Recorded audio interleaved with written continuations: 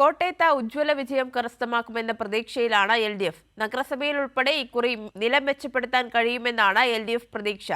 ജില്ലയിൽ 70.91% പേരാണ് വോട്ട് രേഖപ്പെടുത്തിയത്.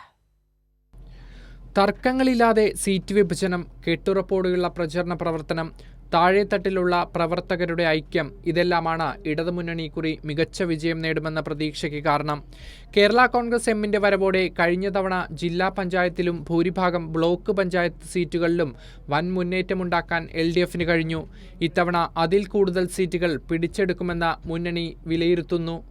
ജില്ലാ പഞ്ചായത്തിൽ 17 സീറ്റുകൾ ലഭിക്കുമെന്നാണ് കണക്കുകൂട്ടൽ.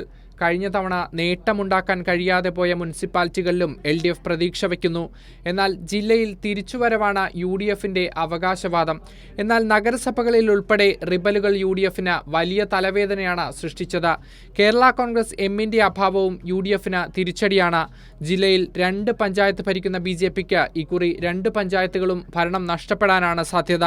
BDJSുമായി നിലനിൽക്കുന്ന പ്രശ്നങ്ങൾ തിരിച്ചടിയാകുമോ എന്ന ആശങ്കയും NDA ക്യാമ്പിലുണ്ട്. കൈരളി ന്യൂസ്, കോട്ടയം.